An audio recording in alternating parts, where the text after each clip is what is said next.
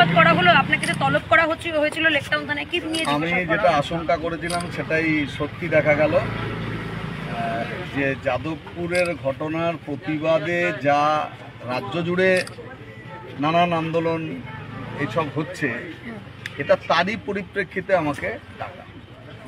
মানে পরপর কতগুলো ঘটনা এখানে ঘটেছে, যে আমাদের জেলাতে আমরা সিদ্ধান্ত করেছিলাম যে গত সোমবার, বোধহয় তারিখ হিসেবে তারিখটা এখন বোধহয় 3 তারিখ, 3 বা 4 এরকম গোটা জেলা জুড়ে মিছিল হবে, এটা ঠিক হয়। তার অঙ্গ হিসেবে শিক্ষামন্ত্রী ব্রাত্য বসুর কেন্দ্র দমদম স্টেশন থেকে নাগেরবাজার অবধি মিছিল হয়েছে।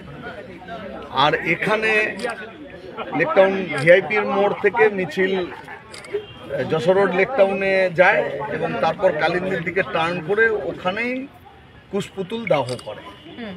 এখন এখানে তো অদ্ভুত ব্যাপার হচ্ছে যে যেখানেই কুশপুতুল দাহ করা হচ্ছে সেখানেই পুলিশ তৎপর ভূমিকা গ্রহণ করছে, কোনোভাবে কুশপুতুলটাকে ছিনিয়ে নিতে হবে। এখন এর পেছনে কোন কুসংস্কার কাজ করছে জানি না। বহুদিন 34 বছর বামেরা সরকার চালিয়েছে, বামফ্রন্ট সরকারের আমলে জ্যোতি বোস, বুদ্ধদেব ভট্টাচার্যের অসংখ্য কুশপুতুল দাহ করা হয়েছে।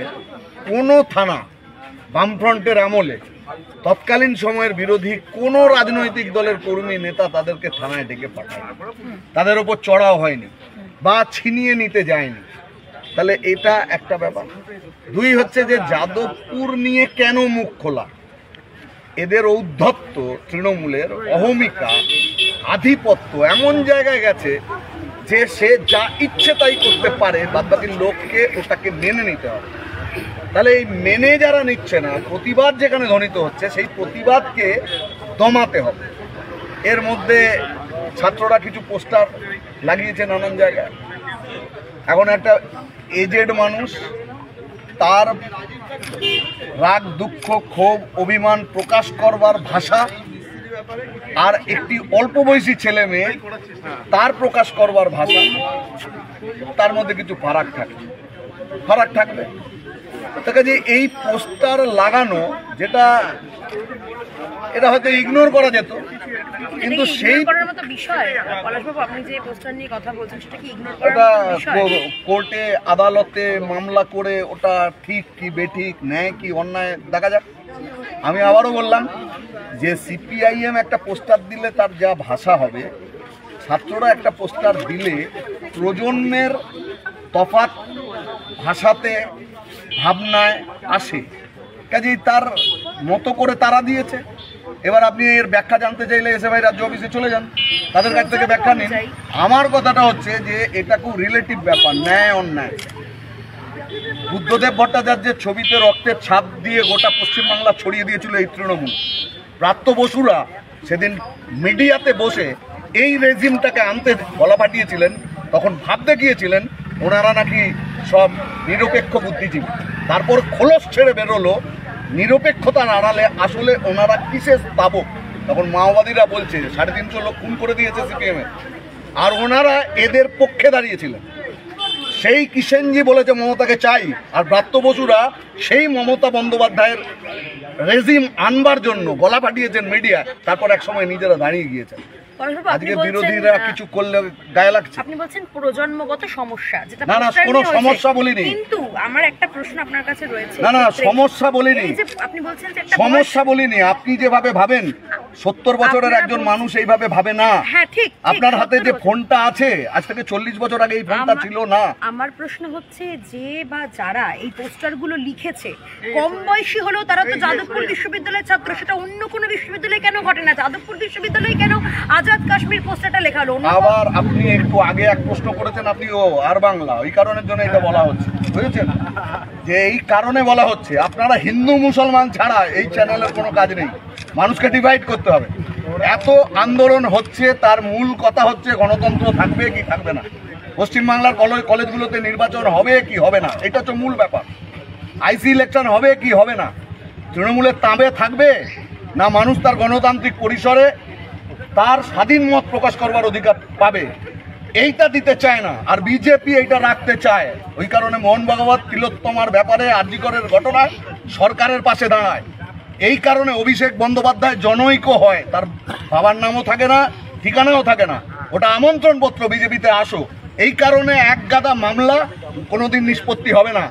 সিবিআই জুজু দেখাবে ইলেকশন এলে ভোটটাকে ভাগ করবার জন্য, আর মিডিয়া দিয়ে মানুষকে বোঝানো হবে দেখো ভয়ঙ্কর লড়াই তৃণমূল আর বিজেপি।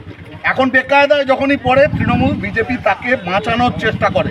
যাদবপুরে বেকায়দায় এই কারণের জন্য এখন কাশ্মীর, এখন দেশদ্রোহী। আপনি কি মনে করেন নাকি আপনার বয়সী ছেলেমেয়েরা ওখানে পড়াশোনা করে? আমাদের কৃতি সন্তানরা সব দেশদ্রোহী? কে দেশপ্রেমিক? শুভেন্দু অধিকারী দেশপ্রেমিক? অভিষেক বন্দ্যোপাধ্যায় দেশপ্রেমিক? এত মাফিয়া রাজত্ব চালাচ্ছে, দাঙ্গা হাঙ্গামা বাঁধানোর মতো প্ররোচনামূলক কথা বলে যাচ্ছে প্রত্যেকটা দিন। সমস্ত চুরি, জোচ্চুরি, দুর্নীতি যেদিন শুরু করেছিল শুভেন্দু ছিল এক জায়গায়, এরা সব মিলে পাপ করেছে।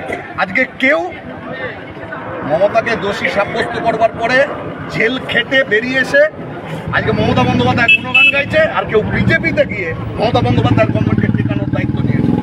যে এরা যাদবপুরকে মানুষের কাছে ঘৃণার জায়গা তৈরি করতে চায়।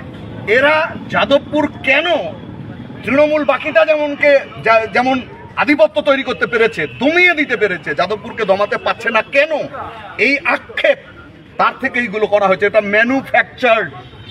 ওখানে যে বিভাজনের সুর তোলা হচ্ছে, চেষ্টা করা হচ্ছে, দেশদ্রোহিতার তকমা দেওয়ার চেষ্টা করা হচ্ছে, এগুলো শাসক দুই দলকে সাহায্য করবার মতো আমার ধারণায় এটাও হয়তো কোনোভাবে তৈরি করা হয়েছে যাতে যাদবপুরের মূল আন্দোলন থেকে মানুষের দৃষ্টি ঘুরিয়ে দেওয়া যায়।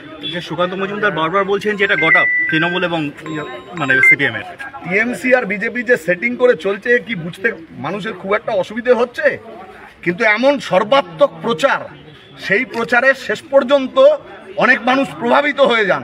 তার একটা গুরুত্বপূর্ণ ভূমিকা পালন করে মিডিয়া, তার মাধ্যমে একটা বিরাট অংশ মানুষকে প্রভাবিত করা যায়। এরা তা করছে, কিন্তু আসলে কি বিজেপি এ রাজ্যে গভর্নমেন্টে আসতে পারবে না। আপনি আরএসএস এর কাগজ পড়ুন, বিজেপি তো মানুষের কাছে দায়বদ্ধ না, বিজেপি আরএসএস এর কাছে দায়বদ্ধ। আরএসএস এর স্বস্তিকা পড়ুন, আপনি দেখবেন অভিষেক ওখানে খুব সুন্দর একটা ছেলে, ওর সম্পর্কে যে দুর্নীতির অভিযোগ করা হচ্ছে কোনো ব্যাপার না, সব ঠিক। মোহন ভাগবত এখানে এলেন, উত্তাল বাংলা, 14ই আগস্ট রাত দখল করতে রাস্তায় নেমেছিলেন 2 কোটি মানুষ। তাহলে মানুষ কত বাড়িতে থেকে সমর্থন করেছিলেন এই আন্দোলনকে। আর মোহন ভাগবত এই কলকাতার মাটিতে দাঁড়িয়ে বলে গেলেন যে আরজি করের ঘটনায় রাজ্যের সরকার যা করবে আমি তার সাথে আছি। একটা মামলার নিষ্পত্তি হলো না, একটা মাফিয়া রাজত্ব এখানে চলছে বছরের পর বছর। সমস্ত দুর্নীতিতে অভিযুক্ত মানুষগুলো তারা বড় বড় মালা পরে এখন বসে আছে বড় বড় মঞ্চে, কেউ মন্ত্রী, কেউ বিধায়ক, কেউ এমপি হয়ে আছে। কার বদান্যতায়? বিজেপির বদান্যতায়। কেন করছে?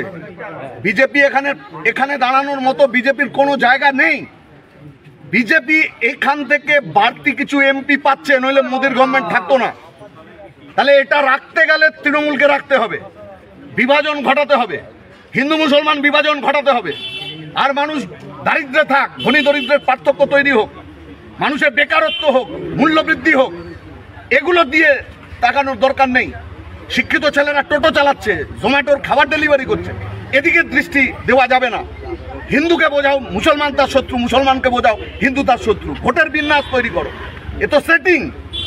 এই সেটিং টিএমসি বিজেপি দুজনে মিলে করে যাচ্ছে। যাদবপুর তার আরেকটা উদাহরণ, দুজনে এক জায়গায় এসে দাঁড়িয়েছে।